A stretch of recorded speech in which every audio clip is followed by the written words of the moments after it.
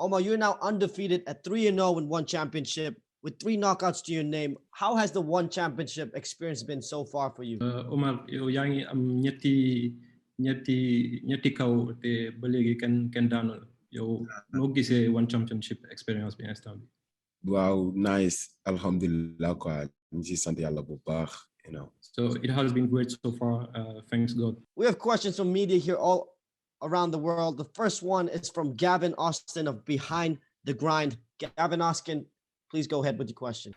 So your opponent is coming off of 3 wins, all being first round stoppages. Do you plan on going into this fight a little differently than some of your others due to his finishing ability? nee na ku ngay waaj di xeexal nii moom am na ñetti daan te yëpp si kaw premier round.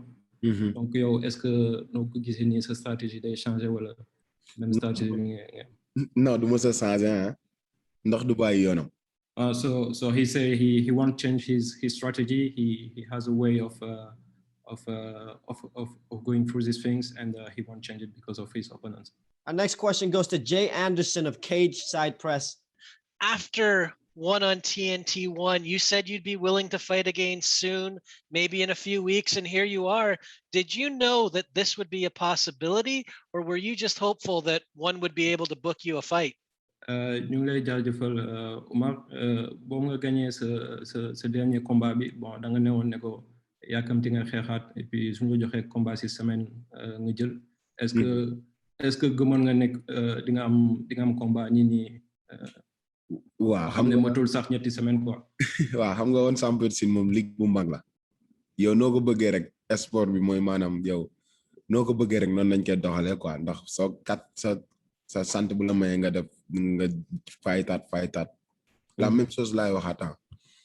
So one championship is a big league, and on top of that, it is very flexible. So it all depends on my shape, and talking with the league organizer, they understood that I was well in shape and ready to fight. So they just push for it and organize a new fight. Yeah. And with just a few weeks to prepare, how have you gone about this training camp, and what have you done to differently, if at all, for this opponent? Luñ la may pour nga entraîner bëggul ñaari semaine lañ la may léegi yow sa entraînement nu mu demee est-ce que dafa am ay yëf yoo changé ci sa entraînement? Non, amul lenn lu ñuy changé ndax li ñuy entraîner rek moom la doon entraîner xam nga nit ki moom boo xasee ba nekk ci forme moom jéem da ngay yeewaat cardio bi gën a entraîner waat loolu lañ def. mais amul buñ ma joxaatee tamit combat fi ak deux semaines dama koy jëlaat. Okay, so he didn't change any of his routine. He just keep doing the same thing, pushing for cardio, pushing for the same training routine. Nothing changed. And if he had a new fight in 2 weeks, then he will go for the same. And last one for me, Grishenko's making his one debut in this fight. He's 3-0, and like was mentioned earlier, he does have finishing ability. From what you have seen of him, what are your thoughts on his skills? Nee na yow kii ngay waaj a mbër bi ngay waaj a dajal moom ñetti kaw la am aussi premier round mu daan opposant am léegi yow loo xalaat si moom quoi loo xalaat si moom nu muy xeexee. waaw moom si moom lay dépendre bu ñëwee ñu xeex bu ñëwee ñu bëre xam naa ni bëre moom dina oo naar si guuxum soo ndax bëre moom loolu dañ ko aman xeex bi tamit waxi noppi lu mu bëgg rek mu ñëw ñu inshallah ñu dafa lekk mais man moom samay combat laay ko ma mu yàgg quoi 2 minutes finish 3 minutes. So he's ready to take on whatever his opponent is bringing, whether he wants a tough fight, whether he wants to play technically, he'll be there. But as far as he can say from his side, he doesn't like long fights, so he doesn't think this fight will last more than 2 or 3 minutes. Our next question will be from Dylan Bowker of My MMA News. Just curious, first off, because I understand Oumar went into the Elaine Angelani fight at less than full strength with an injury there. I'm curious if he felt the Patrick Schmid victory there was a greater representation of his skills as a fighter. And combat bu nga xeex contre Alain Ngalani dañ dégg ne ko da nga amoon benn blessure waaye dem nga ba am si ndam léegi est-ce que gis nga ne victoire bu nga am contre Schmid boobu mooy gën a wane yow li nga mën li nga capable.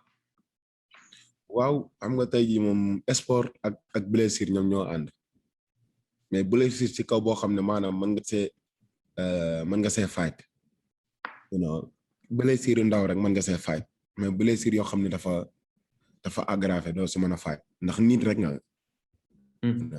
mais ñu instant bi alhamdulilah nice amuñu benn problème. So he was able to fight against Alain Garnier because it was one minor injury, so he could stand the pain and go for it. But as of now, he's feeling very well and ready to go for the next fight. And I'm curious because the friends of mine, anecdotally, that I've been showing one championship to for the first time, they really love them some Reug Reug. And I'm curious if Oumar has noticed just a growing amount of North American fans kind of popping up just being on TNT. Est-ce que nee na moom ay copains am seetaan nañ sa combat yi te lu ñu gis vraiment neex na leen quoi nee na est-ce que yaa ngi sentir ne ko sa fans yi ñu ngi yokk si États-Unis si Amérique. yeah ndax ñu ngi may oo gars yu bëri ñu ngi may oo si Instagram bi ñu ngi may oo si Facebook beeg yëpp. Yeah, so I'm definitely getting many calls, many messages from Instagram and Facebook, so I can notice it. This next question is from Rob Bellin of Fight Game Asia, and the question is this: why do you think this is going to be a good fight, and what can fans look forward to? Lu tax nga foog ne combat bi dina nekk combat bu neex et si tamit fans yi lan la ñu na xaar sentu si sa match bi nii si combat bi nii. waaw non combat bi dina neex ndax ñetti gagnant la moo tax. moom 3 victoires la man ma am 3 victoires kenn ku ne day bëgg dem sa morom moo tax ma la dina neex dina yëngu moom inshallah. So I think the fight will be very very interesting because we both are undefeated and each of us will try to stay undefeated, so that would be a tough fight. This next question is from Eddie Goldman of NHB News. Eddie Goldman, please go ahead with your question. Okay, this is for Reug Reug. Could you please tell us more about the styles of wrestling or lutte that you competed in Senegal? Was it just lutte avec frappe and lutte sans frappe, or did you do freestyle and Greco and other styles of lamb? And also, how has your training since those days had to change since you've been focusing on MMA? Merci. Nena, est-ce que mën nga ñu wax ban genre lutte nga doon def boobu nga nekkee Sénégal? Est-ce que lutte avec frappe wala lutte sans frappe la? Est-ce que da nga doon def lutte gréco-romaine aussi? Et aussi depuis nga commencé MMA sa entraînement nan nga changé?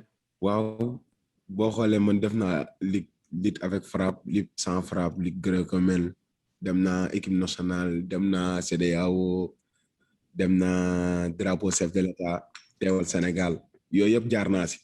ndax so I had many styles of wrestling. I went for wrestling with strikes, wrestling without strike. I went for national competition. I went for state competition also. Yeah, said the ba pare man ëttu sama maam day bëre, sama papa doon bëre, ki jur sama yaay doon bëre si famille si maanaam famille lamb la judo. Okay, and I come from a family of wrestler. From my father, my grandfather, my uncle. So we all wrestlers. If one championship were ever to run one of its events in Senegal, how do you think the people would respond to it? Do you think they would like it? One championship su naroon dem Sénégal am fa ay organiser fa ay combat no foog ne ko population bi dina gis loolu quoi. Est-ce que dinañ ko bëgg? Sénégal bëgg nañ loolu ndax waa championship ligue bu mag la. te am na ñoo xam ne tamit comme ni ma lay wax rek am na ñoo xam ne yeneen rëg yoo xam ne yu fa nekk yoo xam ne amuñu moyen bi amuñu ñu leen jàppale te ñooñu ñu ngi fa ñoo xam ne ñoo gën a tàng Reug Reug ñu ngi fa. So one championship, definitely one championship will be welcome there. People definitely love this kind of fight, and on top of that, you could find other Reug Reugs there in my country that are stronger, even stronger than me, but that don't have the opportunity to be able to show up in an international stage. And Leslie, could you tell us how your training has changed since you've been focusing mainly on MMA rather than wrestling or lutte? Léegi comme yow MMA ngay def te wàññi nga lutte avec frappe lutte sans frappe. Léegi yow sa entraînement nan la soppali ko nan la changé ko. Waaw entraînement bi boo xoolee moom ak lambu am nañ différence ndax boo xoolee MMA mooy gën a xaat mooy gën a mythique. Okay, MMA training is much harder, so we have to adjust our training. Yeah, boo xoolee MMA daa doon sport boo xam ne maanaam mënoo kaa booleeg ñaari sport yoo xam ne tey jii ñoo bokkuñu mook lamb. MMA is very different from the wrestling, the traditional wrestling we have in Senegal. Bu doonee wrestling da ngay boxe ngay def. Entraîner kër jóg bi yokku maas. Okay, so when I used to train for traditional wrestling, it was more about cardio and gaining more in mass and training close to boxing. Yeah, te bu doonee MMA soxla woo maas da ngay soxla kër jóg bi da ngay soxla maanaam puissance. Okay, and now for MMA, what I'm looking for is more. Again cardio, but also more strength, more power. Yeah, ndax boo xoolee lamb boo xoolee round yi bokkuñu. Lamb 15 minutes la benn round. Deuxième round 15 minutes. Bu jeexul ñu mayaat leen beneen 10 minutes muy 45 minutes mais bu doonee MMA 5 minutes la 5 minutes 5 minutes. Okay, the rounds are already different. Like in traditional wrestling, the rounds last 15 minutes, but in MMA they only last 5 minutes. So the training has to adjust. Boo xoolee nag bokkul moo tax man mën na maa bu ma neexoon bu ma sañoon mën na maa bëreet mën na maa fight tey MMA suba ma fightaat ginnaaw suba ma fightaat. Okay, so that what explained the fact that he's able to fight so frequently because he's used to rounds that are much longer. So today he can fight. He can have an MMA fight, and he's ready for another fight tomorrow because he has the training required. Next question goes to Leon Jennings of Asian Persuasion Mixed Martial Arts. I was wondering, before this fight was booked, were you familiar with Grishenko? And are you the sort of fighter that likes to study their opponent? Nee na est-ce que yow xamoon kuy Grishenko est-ce que jàng nga ko?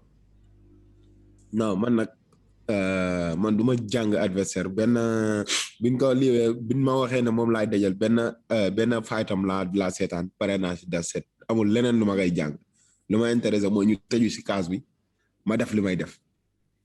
Okay, so I didn't really study him. I just watched one of his videos, but what really is my current focus is to do what I do and be in the cage and get ready to fight. Obviously, you both have 100% finishing records. Is there any chance this fight goes the distance? Nee na yow comme moom yéen ay kaw ngeen di daan et puis kenn musu leen daan. Est-ce que gëm nga ne combat bi mën na yàgg? Non. No, du yàgg.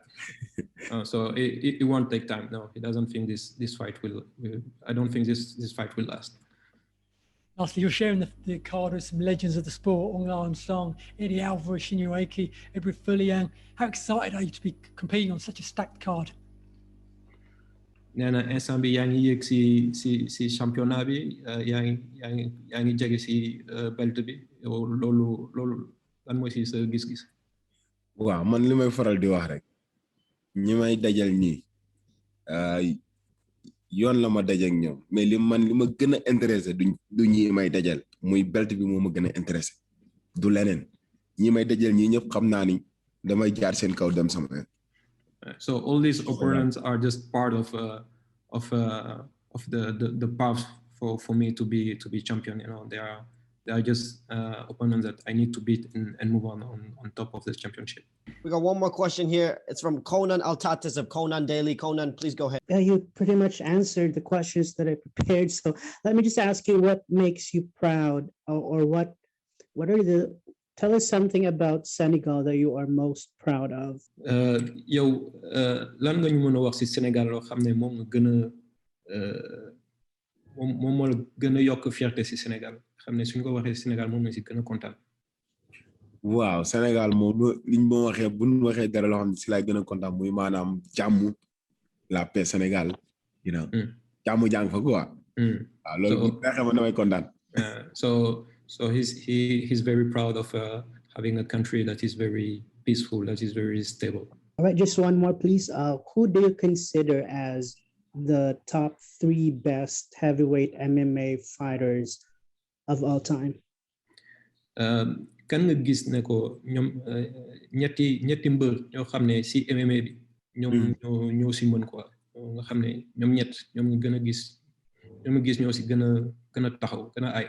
ñoo si gën a taxaw waaw xanaa ñi koy def rek ñoo si gën a taxaw muy Bombardier ak Siteu.